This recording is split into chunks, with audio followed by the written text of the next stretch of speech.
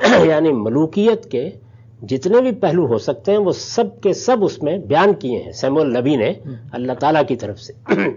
یہ سارے بیان کرنے کے بعد بھی بنی اسرائیل نے کیا کہا؟ ہمیں بادشاہ چاہیے۔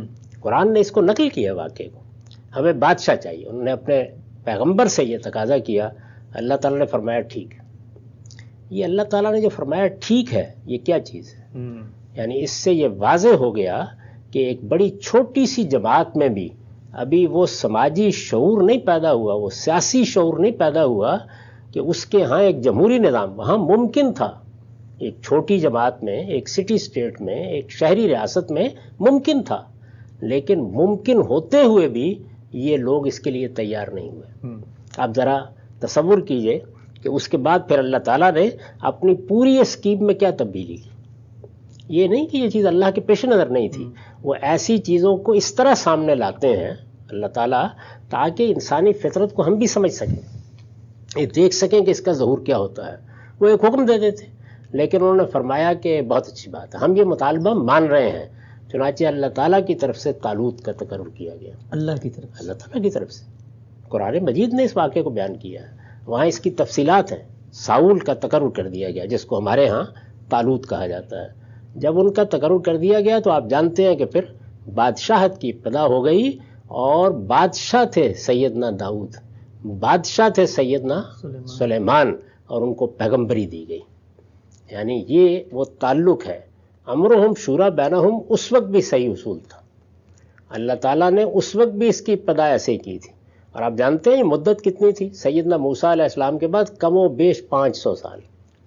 یہ 1000 قبل مسیح میں سیموئل نبی ہوئے ہیں، تو اس وقت پھر یہ تبدیلی کی گئی، اور اس بات کو قبول کر لیا گیا کہ بنی اسرائیل جو خدا کی جماعت ہے، جس کا انتخاب آسمان سے کیا گیا ہے، جس کے لیے مملکت بھی اللہ تعالیٰ نے خود منتخب کی ہے، اور یہ کہا ہے کہ یہ الارض المقدسہ ہے، وہاں اب بادشاہت ہوگی۔ زمانہ، حالات، انسانی تمدن، انسان کی خود شناسی، خود نگری کس درجے میں ہے، اور پھر یہ کہ تمدنی تقاضوں کے لحاظ سے کیا چیز ممکن ہے، یہ سب دیکھنا ہوگا۔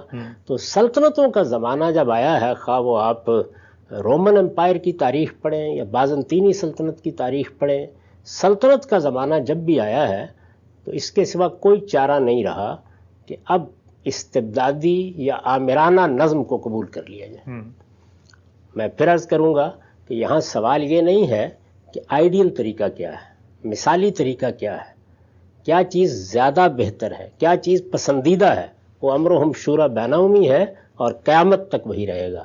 لیکن تمدن کہاں کھڑا ہے، انسانی سماج کہاں کھڑا ہے، سماجی اور سیاسی شعور کس مقام پر ہے، اس کا لحاظ رکھتے ہوئے آپ مشروع کے بجائے مرجو صورت کو قبول کریں گے، اور یہی ہونا چاہیے، ایسا ہی کرنا چاہیے۔ یہ اصل میں وہ مطابقت ہے جو آپ اصول میں، نظریات میں، خاص طور پر سیاسی اور معاشی امور سے متعلق پیدا کرتے ہیں۔ یہ اللہ کا بنایا ہوا قانون ہے۔ اس کے تحت اس وقت پوری دنیا نے جب وہ سلطنتوں کے دور میں داخل ہوئی ہے تو ملوکیت کو قبول کیا۔ موجودہ زمانے میں یہ جو استبداد ہے یا آمریت ہے، ظاہر ہے کہ جمہوریت کے مقابلے میں یہی ہوگی۔ استبداد اور آمریت میں بعض نئی صورتیں اختیار کرنی ہیں، ایک نظر ان کے اوپر بھی ڈال لیں۔ ملوکیت تو بہت پرانی ہے، اور اس وقت بھی ہمارے ہاں سعودی عرب میں موجود ہے، بلکہ جزیرہ نما عرب میں جتنی دوسری ریاستیں قائم ہیں ان میں بھی ملوکیت ہی کے طریقے پر حکومت کا نظم چلایا جا رہا ہے۔ یہ اب بھی موجود ہے، اسی طرح موجود ہے۔ یہ بہت پرانا طریقہ ہے۔ موجودہ زمانے میں کیا ہوا ہے، جب بہت منظم فوجیں وجود میں آ گئی ہیں تو آپ نے یہ دیکھا کہ وہ بھی کبھی کبھی شب خون مارتی ہیں اور اپنی قوموں کو فتح کر لیتی ہیں۔ یہ ہوا، یہ سب سے بدترین صورت ہے، یعنی آمریت کی یا استبدادی حکومت کی، اس لیے کہ اس میں اخلاقی اصول بھی پامال ہوتے ہیں، اور اس کے ساتھ ایسے لوگ حکومت کرنے کے لیے آ جاتے ہیں کہ جن کا نہ اس کا کوئی تجربہ ہوتا ہے، نہ پس منظر ہوتا ہے، اور پھر وہ ہر قدر کو پامال کرتے چلے جاتے ہیں۔ دو صورتیں اور بھی پیدا ہوئی ہیں۔ ایک یہ ہے کہ ایک پارٹی کو منظم کر لیا جائے، موجودہ زمانے میں چونکہ سیاسی جماعتیں بھی پیدا ہو گئیں، یعنی قبائلی نظم کے بجائے سیاسی جماعتیں وجود میں آ گئیں، تو ایک ایسی پارٹی پیدا کر لی جائے کہ جو اقتدار سنبھالے، گویا ایک نوعیت کی ایرسٹوکریسی۔ افلاطون نے خواب دیکھا تھا کہ حکومت فلسفیوں کے پاس ہونی چاہیے۔ اس کا خیال یہ تھا کہ یہ کیسے ہو سکتا ہے کہ ہر آدمی کو آپ یہ حیثیت دے دیں۔ وہ جو اقبال نے کہا ہے نا کہ جمہوریت ایک طرز حکومت ہے کہ جس میں بندوں کو گنا کرتے ہیں، تولا نہیں کرتے، تو اس کا بھی خیال یہی تھا کہ ایک فلاسفر کنگ ہونا چاہیے، یعنی عالم فاضل، یہ جاننے والا کہ اقدار کیا ہے، یہ جاننے والا کہ عدل کیا ہے، ایسا کوئی شخص ہونا چاہیے۔ انسان اس کا خواب دیکھتا رہا ہے، اس کو اصطلاح میں ایرسٹوکریسی کہا جاتا ہے۔ تو ایک نوعیت کی ایرسٹوکریسی ظاہر ہے ایک پارٹی کی حکومت میں وجود میں آ جاتی ہے، ایک نظریے کے ماننے والوں کی ایک منظم اقلیت آپ نے پیدا کر لی، اور ایک پارٹی ہے کہ جس کو اب اقتدار حاصل ہو گیا ہے، باقی لوگ اس کی آمریت کو قبول کرتے ہیں، اس کے استبداد کو قبول کرتے ہیں۔ اسی طریقے سے ایک تجربہ ہم مسلمانوں نے کر کے دکھایا ہے، اور اطمینان رکھیے اس پر افلاطون کی روح خوش ہو سکتی ہے، وہ یہ ہے کہ علماء کی حکومت۔ یعنی ظاہر ہے کہ فلسفی کیا برتری رکھتے ہیں؟ وہ علم رکھتے ہیں، شعور رکھتے ہیں، وہ انسانوں کے درمیان سے اقدار کو، عدل کو، انصاف کو، اس کے ظہور کو بہتر سمجھ سکتے ہیں۔ افلاطون کا استدلال یہی تھا۔ تو ظاہر ہے کہ اسی کو ایک آپ مذہبی معاشرے میں لے آئیے تو کون لوگ ہوں گے؟ وہ علماء ہی ہوں گے، گویا علم و دانش کی حکومت۔ تو اس کا ایک نمونہ ہم نے ایران میں پیش کیا ہے، ایک دوسرا نمونہ اب ہم افغانستان میں پیش کرنے جا رہے ہیں۔ اس میں بھی کیا ہوگا؟ استبداد اور آمریت ہوگی۔ تو یہ چیزیں تو زمانے نے بہت کروٹیں لی اور تاریخ نے بہت ورق بدلے ہیں، اس کے بعد وجود میں آئی ہیں۔ اس وقت جب یہ مسئلہ درپیش تھا، پوری دنیا میں اگر کوئی متبادل صورت موجود تھی، اسٹیبلش تھی، سلطنتوں نے اس کو اختیار کر رکھا ہوا تھا، وہ کیا تھی؟ ملوکیت۔ اس لیے معاویہ رضی اللہ عنہ کے سامنے پہلا انتخاب تو تھا ہی نہیں، اب انہیں کس چیز کا انتخاب کرنا تھا؟ یہاں میں تھوڑی دیر کے لیے ٹھہر کر آپ کو یہ بھی بتا دوں کہ یہ ملوکیت کا طریقہ اختیار کیوں کیا گیا؟ یعنی آپ یہ کیوں کہتے ہیں کہ بڑا بیٹا حکومت سنبھال لے گا، اسی خاندان کا کوئی فرد؟ اس لیے کہ اصلی مسئلہ انتقال اقتدار میں پرامن انتقال اقتدار ہے۔ جس چیز کو کسی حال میں بھی انسانی علم و عقل گوارا نہیں کرتے، وہ ہے بار بار انتشار کا پیدا ہونا، خانہ جنگی کا پیدا ہونا۔ میں نے جو بہت ابتدا میں گفتگو کی تھی اس میں آپ کو یہ بتایا تھا کہ اللہ تعالیٰ جس طرح عالم پیدا کرتا ہے، شاعر پیدا کرتا ہے، ادیب پیدا کرتا ہے، حوصلہ مند لیڈر بھی پیدا کرتا ہے، اور وہ چاہتے ہیں کہ وہ آگے بڑھیں، نظم سنبھالیں۔ اس زمانے میں آپ نے اس کا طریقہ ایجاد کر لیا، یعنی یہ کہ سیاسی جماعتیں بنا لیجئے، جن لوگوں کو بھی یہ شوق ہے وہ اس میدان میں آئیں، وہ آ کے اپنا نقطہ نظر پیش کریں اور لوگوں سے رائے لے لی جائے۔ گویا بیلٹ کے ذریعے سے آپ پرامن انتقال اقتدار یا پرامن طریقے سے فصل نزاع کی صورت پیدا کرنے میں کامیاب ہو گئے۔ اس وقت کیا کیا جاتا اس کے لیے؟ اگر آپ اس کے لیے کوئی دوسرا راستہ بھی اختیار کریں اور آج کے زمانے میں بھی اختیار کر کے دیکھ لیں، یعنی یہ تو جمہوریت کا راستہ ہے نا، یہ نئی ایجاد ہے، اس کے سوا جو راستہ بھی آپ اختیار کریں گے، لیڈرشپ کی صلاحیت رکھنے والے لوگوں کے مابین نزاع لازماً برپا ہو جائے گا، آپ اسے روک نہیں سکتے۔ یہی وہ سبب ہے کہ آپ یہ دیکھتے ہیں، یعنی ہمارے ہاں تو لوگ بہت مثالی نوعیت کی گفتگو شروع کر دیتے ہیں، آپ یہ دیکھتے ہیں کہ آپ کے یہاں سیاسی جماعتیں بنتی ہیں، جب وہ بننے کا عمل کر رہی ہوتی ہیں تو بالکل اسی طرح سے کوئی بڑی شخصیت سامنے آ جاتی ہے، وہ بڑی شخصیت اپنے کارناموں کی بنیاد پر، اپنی لیڈرشپ کی بنیاد پر، اپنی غیر معمولی شخصیت کی بنیاد پر لوگوں میں اپنا اثر و رسوخ قائم کر لیتی ہے۔ اب آپ کے لیے کوئی چارہ اس کے سوا نہیں ہوتا کہ اسی کی اولاد میں قیادت کو باقی رکھیں۔